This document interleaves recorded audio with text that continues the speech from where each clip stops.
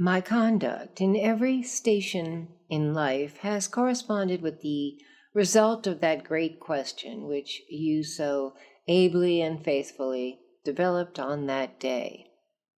George Walton of Georgia, lawyer, Second Continental Congress delegate, Council of Safety member, State Supreme Court Chief Justice, Governor, and Declaration of Independence signer.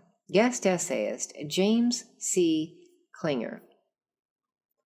George Walton was one of the most fascinating but puzzling signers of the Declaration of Independence. His life and career included great triumphs and defeats, as well as a number of changes in political course that were thought by some to be rank opportunism. Others believed those choices were principled. He rose to great heights of political and governmental office, but also endured censure and disappointment, losing offices and missing opportunities for greater esteem. He died in relatively modest circumstance after serving as a senator, governor, judge, and militia officer in service to Georgia and his country. George Walton was born in Virginia sometime between 1740 and 1750. The exact date is not known. Walton's father had died before his birth, and his mother died a few years later, so Walton was taken in by his father's brother, who was also named George Walton. The elder Walton was not a poor man, but he had 13 children of his own to raise, as well as those of his brother. When he was 15, the younger Walton was apprenticed as a carpenter, where he learned that trade. He was released from his apprenticeship while still a teenager when he moved with an older brother to Savannah, Georgia. There he became a clerk in an attorney's office and began to learn the law while on the job. By 1775, Walton had not only become a practicing attorney, but had also become one of the most sought out and prosperous lawyers in Savannah. As his professional success grew, Walton became involved with the young Whigs opposing British rule in America. There were multiple factions jockeying for influence in Georgia's colonial politics at the time. Some loyalists wished to remain a British colony.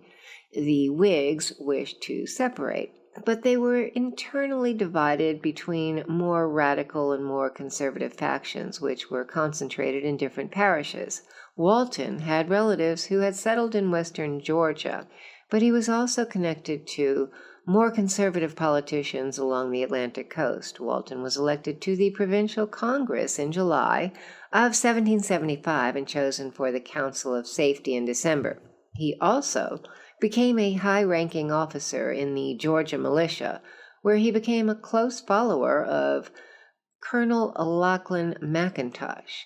Walton was chosen as one of 5 delegates to the Second Continental Congress, but he was one of only 3 to attend the proceedings and vote on independence. Walton was the last of the 3 to arrive in Philadelphia, so he missed some of the debate over the motion to break free from Britain. He did arrive in time to hear John Adams' summation of the arguments for independence. Years later, Walton wrote to Adams telling him that since the first day of July 1776, my conduct in every station in life has corresponded with the result of that great question which you so ably and faithfully developed on that day. Walton remained an enthusiastic Adams supporter for the rest of his life. Walton served 4 one-year terms in the Continental Congress, although the terms were not consecutive. Walton spent much of his time in Congress convincing other representatives of the importance of Georgia in the war effort, asking for assistance. In late 1777, Walton returned to Savannah and his law practice. Walton married Dorothy Camber, who was said to be in her teens at the time. They had 2 sons together. Walton soon returned to public office by serving in the General Assembly. He also volunteered in November 1778 to serve in the militia to repel a British invasion from Florida. In December, the British landed on the Georgia coast to attack Savannah. Walton ordered his militia unit to stop British troops advancing through a swamp. His troops were unable to hold their position and quickly retreated. Walton was left in the field badly wounded by a bullet wound in his thigh and a fall from his horse. He spent the next 10 months as a prisoner of war. After his release, Walton began a political transformation that perplexed many historians and at times infuriated some of his contemporaries. Over the next few years, Walton was named to a number of public offices: governor, member of the U.S. House of Representatives, state Supreme Court Chief Justice, and United States Senator. Before and during the Revolutionary War, Walton had been a political ally of Lachlan McIntosh and virulent critic of Button Gwinnett, who had joined Walton and Lyman Hall in Philadelphia as Georgia's representatives to the Second Continental Congress. Walton was even censured for his support of a duel in which McIntosh killed Gwinnett. But after his release by the British in a prisoner exchange, Walton began to realign himself politically with the factions that he had previously opposed. He turned away from McIntosh and fell in with the more radical faction that Gwinnett had led before his death. Walton allegedly forged a letter ostensibly penned by the Speaker of the Georgia House of Representatives, which urged the removal of McIntosh as commander of Georgia's military forces. After the Speaker reported that he had not signed the damaging letter, Congress repudiated its dismissal and restored McIntosh to his position. Later, the son of Lachlan McIntosh, Captain William McIntosh, reportedly horsewhipped Walton, a crime that led to his court-martial.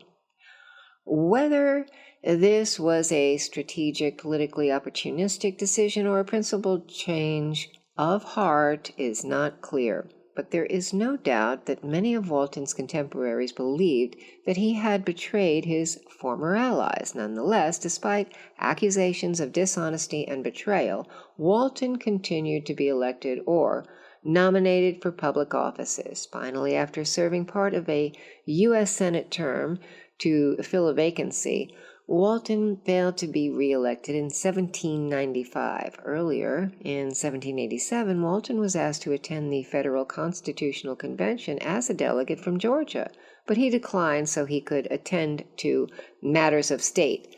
In 1789, Walton was named as a delegate to the convention to craft Georgia's second state constitution. That convention produced a document quite similar in form to the new federal constitution, with the separation of powers and a bicameral legislature. After the constitutional convention, Walton was elected a second time as governor. During his time in office, the state capital was moved to Augusta, where Walton and many of his relatives had settled. Walton spent much of his time in negotiation with Indian tribes seeking the ceding of lands to the state. Soon Walton was embroiled in two land sale scandals, one involving the Pine Barren speculation of south-central Georgia, the other larger scandal involving the Yazoo land sales of territory, making up present-day Alabama and Mississippi. Walton approved the Yazoo land sales that had begun under Governor George Matthews, and which involved bribery within the state legislature. When the scandal came to light, the Georgia General Assembly enacted a law canceling the revoking the land sales that had already been completed.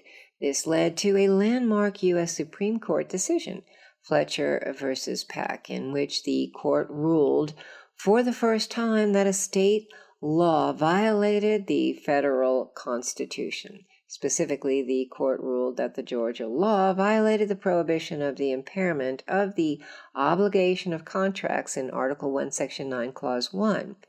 Unlike most men of property and influence in Georgia, Walton did not own slaves. There is little record of his public views on slavery, but it is known that shortly after leaving the governor's mansion, Walton spoke out against what he called barbarian treatment of members of an African-American Baptist congregation in Yamacraw, Georgia in 1790.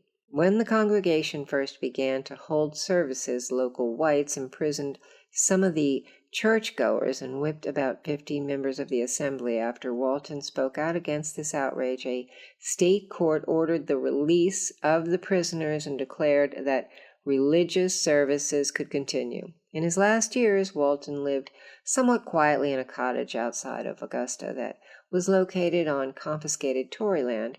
He never completely left public life, serving as a Superior Court judge and speaking out on matters of public concern that received his attention. He became an enthusiastic booster supporting the economic development of Augusta.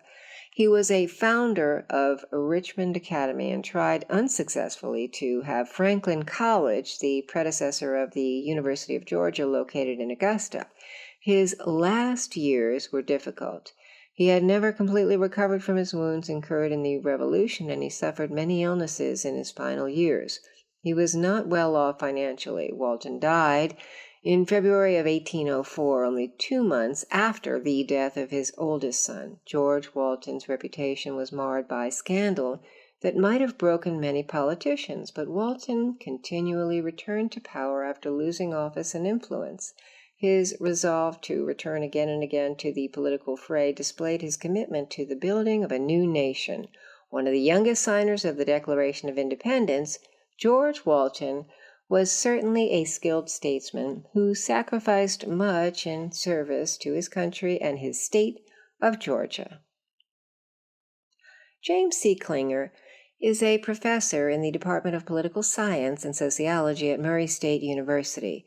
Dr. Klinger teaches courses in state and local government, Kentucky politics, intergovernmental relations, regulatory policy, and public administration.